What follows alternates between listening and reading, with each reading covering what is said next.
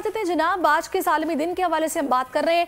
पाकिस्तान में हर साल ख़वातीन के आलमी दिन पर हकूक़ निस्वां और ख़वातीन पर बढ़ते जुल्म और नाइंसाफ़ी के खिलाफ औरत मार्च किया जाता है, जिसकी इजाज़त भी मिल चुकी है और आज ये मार्च किया जाएगा। इस्लामाबाद से हमारी नुमाइंदा आमना हमें ज्वाइन कर चुकी हैं, उनसे जानते हैं, उनसे बात करते हैं कि ये मार्च कहाँ पर और कैसे होगा और तैयारियाँ इसकी क्या है। आमना, आगाह कीजिएगा। जी बिल्कुल, आज पाकिस्तान में भी ख़वातीन का आलमी दिन मनाया जा रहा है। आपको बताएं कि इस हवाले से वफाकी दारुल हुकूमत में मुख्तलिफ प्रोग्राम्स और रैलीज़ का इनेकाद किया गया है। ख़वातीन जो है आज के दिन के हवाले से जो रैली निकाली जाएगी, एक प्रेस क्लब से वो शुरू होगी।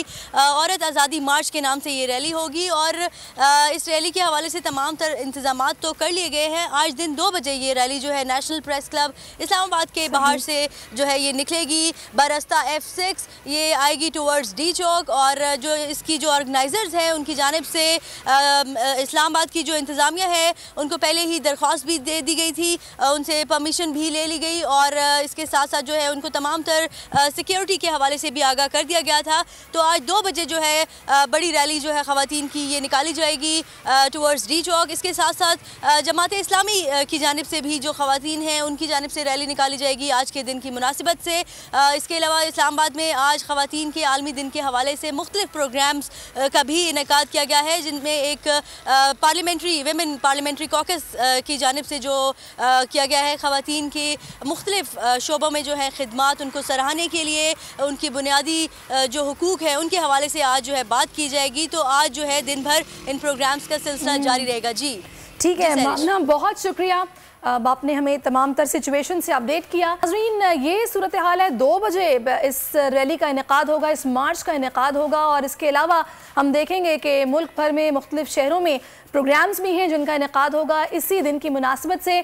तो इस पर बात करने के लिए इस वक्त में ज्वाइन कर चुकी हैं समाजी रहनुमा हैं आलिया सारिम बरनी साहिबा। आलिया साहिबा माशाल्लाह बहुत अच्छी मोटिवेशनल स्पीकर भी हैं, तो बहुत शुक्रिया आपने हमें ज्वाइन किया। इसके साथ साथ एक और समाजी रहनुमा हैं जो हमें ज्वाइन कर चुकी हैं, नायाब जान साहिबा। नायाब, बहुत शुक्रिया फॉर ज्वाइनिंग अस। तो मैं आलिया साहिबा आपसे आगाज़ करूँगी। सबसे पहले तो अभी आपने आमना की गुफ्तगू सुनी, ये आज मार्च होने जा रहा है।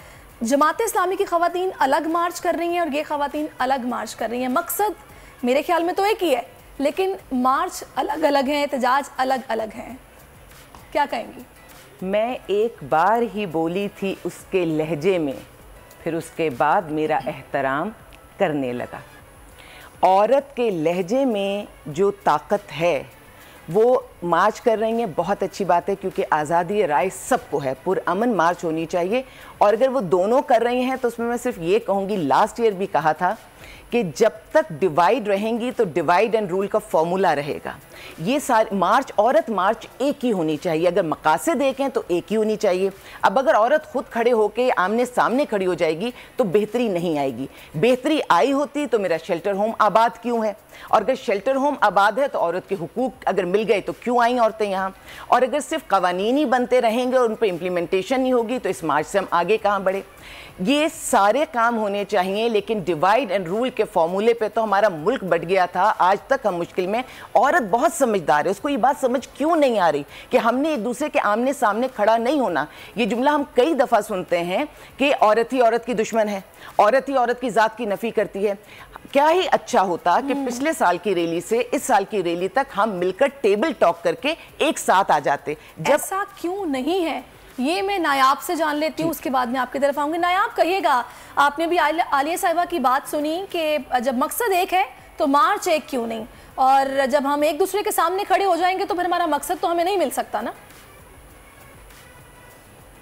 पहली बात तो ये कि मैं थोड़ा सा कॉन्टेक्स्ट दे दूं कि माजी में, क्योंकि मैं औरत मार्च लाहौर के साथ एसोसिएटेड भी रही हूँ, उसकी ऑर्गेनाइजर्स में से भी रही हूँ, और अब मेरा ताल्लुक जो है वो पीपल्स पार्टी के साथ है, लेकिन मैं मार्च के साथ साथ भी मैं उसको फॉलो कर रही हूँ। आलिया साहिबा की बात जो है वो बिल्कुल बजा है। मेरे ख्याल में formula he divide and rule का है। अनफॉर्चुनेटली जो औरत मार्च है वो तो ओपन होती है हर तरह की ख़वातीन के लिए, लेकिन अनफॉर्चुनेटली कुछ ऐसी सियासी जमातें और कुछ ऐसी समाजी मूवमेंट्स हैं जो चंद ख़वातीन के जहनों में ये बात डालती हैं कि कुछ ख़वातीन उनकी दुश्मन हैं और कुछ ख़वातीन ऐसे मार्चेस निकाल रही हैं जो समाजी इक़दार की मुखालफत करते हैं। और मेरे ख्याल में ये डिवीज़न जो है ये बहुत एक अनफॉर्चुनेट चीज़ है और नहीं होना चाहिए।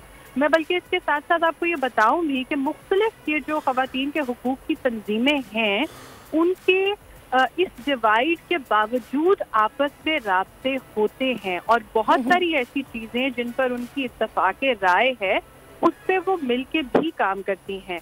लेकिन जो पिदरसरी निज़ाम है, जो पेट्रियार्कल निज़ाम है, अनफॉर्चुनेटली वो ख़वातीन को भी आपस में डिवाइड करता है, लगाता है। जब कुछ मामलात ऐसे हैं जिन पर एक साथ हैं और कुछ पर इख्तलाफ है, उस इख्तलाफ को ख़त्म करने की कोशिश क्यों नहीं की जाती? जी, कोशिश बिल्कुल की जाती है। अगर आप देखें तो कोशिश, जैसे मैंने कहा कि राब्ते पहले भी रहे हैं, अब भी हैं, लेकिन जो कुछ ऐसी तंजीमें हैं, कुछ मजहबी तंजीमें हैं, कुछ और तंजीमें हैं, उनकी तरफ से ये डिसीजन था कि वो इस मार्च में शामिल नहीं होना चाहती। ये औरत मार्च की तरफ से ये डिसीजन बिल्कुल भी नहीं था। वो हर तरह की ख़वातीन के लिए ओपन है, उसमें हर तरह की ख़वातीन शिरकत करती भी हैं। लेकिन जैसा मैंने आपको कहा कि जो ये पेट्रियार्कल निज़ाम है उसकी अनफॉर्चुनेट रियलिटी ये है कि ख़वातीन को ये बताया जाता है कि वो एक दूसरे की दुश्मन है और ताकि उनके अंदर ये डिविजन बरकरार रहें। लेकिन बिल्कुल मैं समझती ये है इख्तलाफात को ख़त्म करना चाहिए। और बिल्कुल आपने बहुत अच्छी बात की है, बड़ी पॉजिटिव बात की है कि इन इख्तलाफात को ख़त्म करना चाहिए। लेकिन ये जो डिवाइड जो लोग आलिया साहब चाहते हैं कि रहे, उनका मकसद क्या है कि भाई आपस में ये ख़वातीन उलझती रहें और एक दूसरे के साथ मुत्तफिक ना हो? इनको क्या मिलेगा ये डिवाइड? किसी को कुछ नहीं मिलेगा और हमारी एनर्जी, हम औरतों की जो एक पॉजिटिव एनर्जी है ना, वो ज़ाया हो रही है। मेरी नस्ल ने और मेरे से पिछली नस्ल में, क्योंकि 70-75 का ही टाइम गुजरा है, इतने साल हमारे मुल्क की आज़ादी को, तो मेरी नानी, मेरी माँ और अब मैं, हमने बड़ी स्ट्रगल की है औरत को इस मकाम तक पहुँचाने में। और अल्हम्दुलिल्लाह मेरे मुल्क की औरत के, एशियन औरत के लिए पूरी दुनिया जानती है कि ये बहुत बाइज़्ज़त ख़वातीन है। बाइज़्ज़त जब हमने ये एक लेबल अल्लाह ने हमें दिया तो हमारा फ़ख्र, सर फ़ख्र से बुलंद हो जाता है। लेकिन इस किस्म की जब तनाज़े पैदा होते हैं तो मसाइल पैदा हो जाते हैं। मुझे लगता है कि हर औरत को इंडिविजुअली अपनी सोच के मुताबिक ज़िंदा रहने का हक़ है। लेकिन जब आप रैली भी देखते हैं तो ऐसा लगता है इधर से फायर चलते हैं वो उन तक, उधर से चलते इन तक। हम इस तरह का माहौल क्यों पैदा करते हैं? और औरत को इससे फ़ायदा कभी भी नहीं होगा अगर ये एक, यकीनन पाकिस्तान एक आज़ाद मुल्क है और ये इस्लामी मुल्क है, तो अगर हमारे एजेंडे में हमारा इस्लाम आ जाए, लेकिन मैं उसमें ये बहुत अच्छी तरह जानती हूँ कि सबसे ज़्यादा आज़ादी इस्लाम ने ही औरत को दी है। वो तिजारत भी कर सकती है, वो घर से बाहर भी निकल सकती है, वो सब कुछ कर सकती है। बिल्कुल आलिया साहिबा, तो यही बात तो भी नायाब ने भी की है अनफॉर्चुनेटली। मतलब इस्लाम एक है, दीन एक है, मुल्क एक है, ख़वातीन के हकूक़ की बात सभी करने वाली हैं, तो फिर ये इख्तलाफ क्यों है? ये नहीं होना चाहिए। लेकिन मैं यहाँ पर थोड़ी सी हकूक़ के हवाले से बात करूँगी। नो डाउट हमारे मुल्क में वुमेन एम्पावरमेंट पर काम हुआ है, ख़वातीन हर सेक्टर में अपना लोहा मनवा रही हैं। लेकिन नायाब क्या वजह है कि हम आज भी ये खबरें पढ़ते हैं कि पसंद की शादी करने पर बेटी को फायरिंग करके कत्ल कर दिया गया, शौहर ने बीवी को जला दिया, या फिर तलाक बहुत आम होती जा रही है? इसकी वजह आप क्या समझती हैं?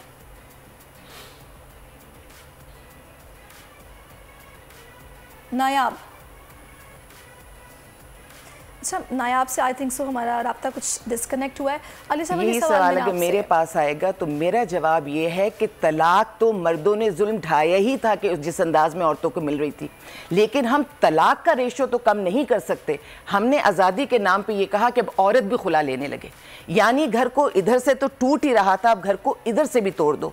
और बच्चे तो शादी के नतीजे में मिल ही रहे थे, वो पहले बाप से महरूम हो रहे थे, अब वो माँ से भी महरूम हो रहे हैं। अगर मैं समझूं कि वैसे क्या है, उसकी वजह मुकाबला है, बजाय इसके कि आप मर्द भी मर्द पर काम करता, यानी हमारे बाप भाई भी पाबंद करते आगे, बाप भाई अपने आप को इतना मुनासिब रखते, अच्छा रखते, और फिर उसके बाद अगले मर्दों को कंट्रोल करते। मर्द भी मर्द को कंट्रोल करता, औरत भी मर्द को कंट्रोल करती। एक माँ एक अच्छे लड़के को तरबियत देती। हमने दोनों तरह से उस चीज़ का फुकदान करके मर्द को संभाल नहीं सके और औरत को उसके सामने कॉम्पिटिशन पैदा कर दिया। बात अपने प्रोग्राम के इंट्रो में की थी कि हम अक्सर ये सुनते हैं कि औरत जो है वो कम अकल होती है, वो दिमाग से फैसला नहीं करती, वो जज्बात से फैसला करती है। मैं आपको बताना ये चाह रही हूँ, मैंने ये सुना है, मैं भी इस बात से एग्री नहीं करती, लेकिन मेरी नज़र में ये जो जज्बात है ना, ये ही वो जज्बा है जो कि उसको इंतहाई मोहब्बत का नतीजा है, जो उस तक उसको लेके जाता है कि वो कुर्बानी देती है, और यही चीज मर्द को पसंद होती है और वो उसके साथ होती है। कुर्बानी देना हमारी कमजोरी नहीं है, ये हमारी खूबी है। मोहब्बत करना हमारी आदत नहीं है, हमारी फितरत है।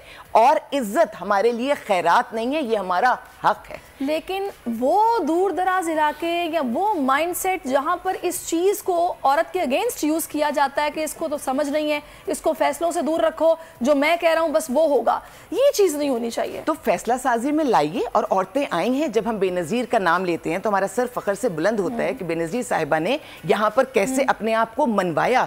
तो हमारे पास एग्जाम्पल सेट है। अगर हमने आगे बढ़ना है तो हमने एग्जाम्पल सेट करनी है। औरत ने कंपटीशन के बजाय अपना मकाम बनाकर दिखाना है, और मर्द की बुराई के बदले में उसका जवाब बुराई से नहीं देना।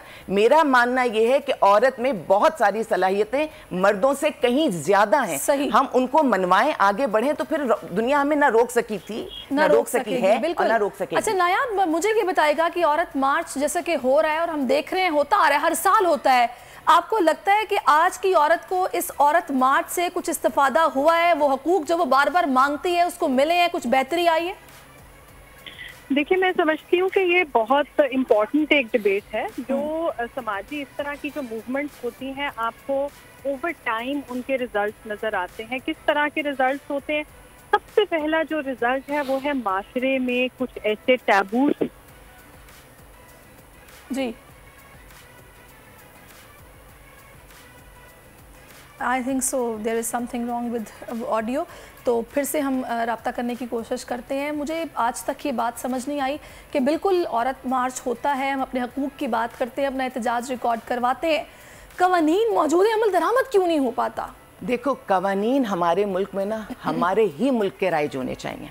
हमारे मुल्क, चाहे वो सियासी मैदान में हो, सकाफती मैदान में, हमारे फैसले बाहर क्यों होते हैं? अच्छा चले हो जाते हैं, हम उसको इम्प्लीमेंट करने में मदद क्यों करते हैं? हमारे यहाँ ये जो डबल पॉलिसीज चलती हैं, यानी हम एक ट्रैक पर नहीं चलते, हम सब मुश्किल में बैठ के हमें डिसाइड कर लेना चाहिए और कार्ड्स नहीं खेलने चाहिए। अच्छा, वैसे मैं इसमें अदलिया को क्रेडिट दूंगी। आपको पता होगा पिछले दिनों बड़ा अच्छा फैसला आया था, ख़वातीन का जो ये विरासत में हक है उस पर बड़ा वाज़ेह तौर पर बात हुई और उसमें फैसला दिया गया।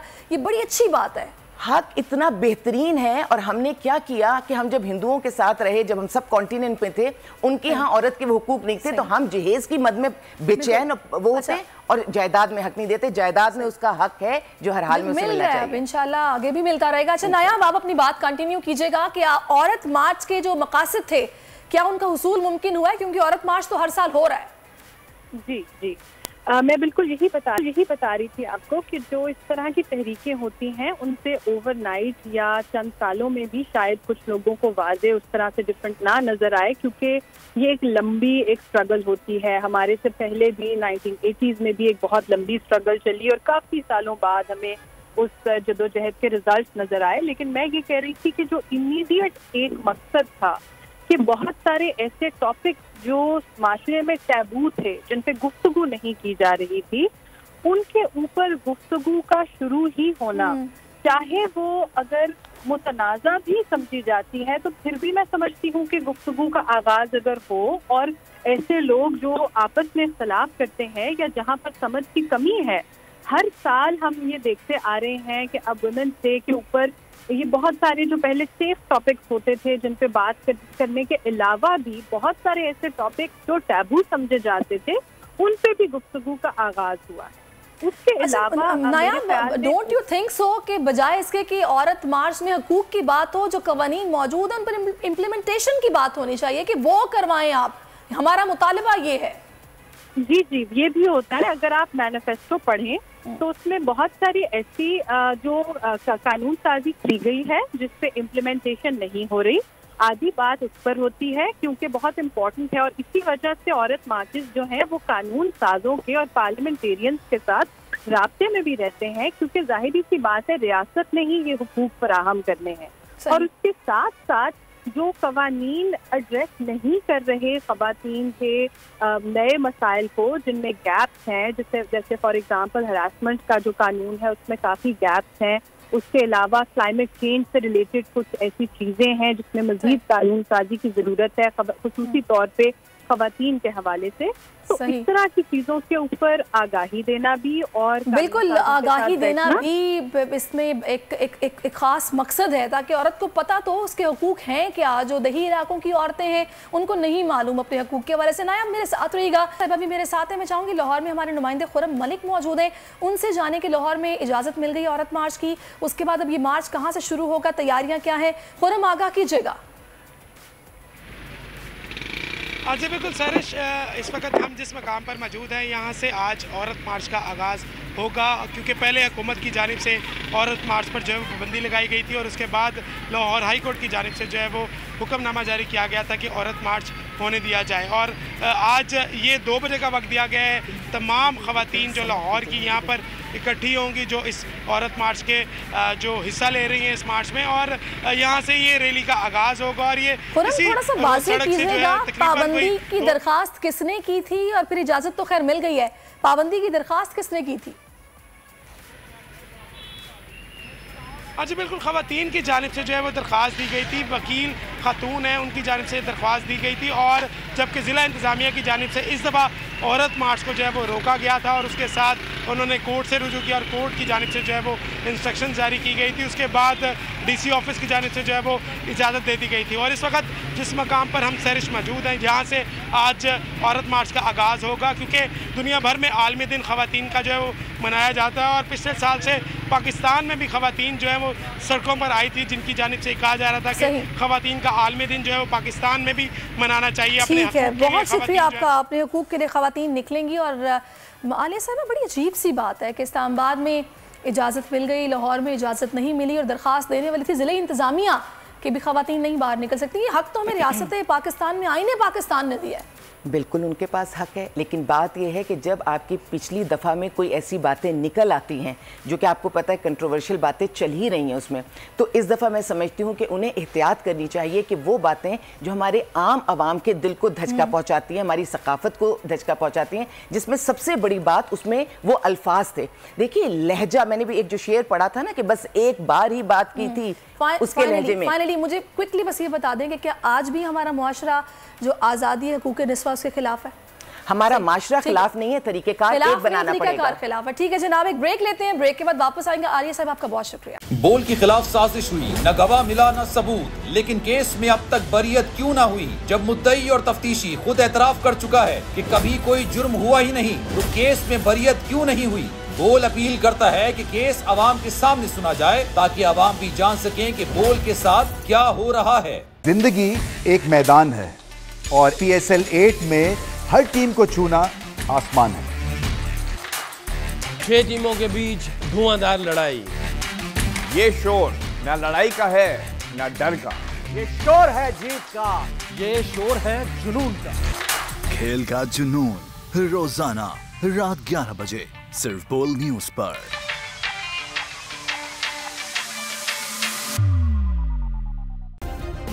सब्सक्राइब करें और बेल दबाएं ताकि कोई खबर रह न जाए।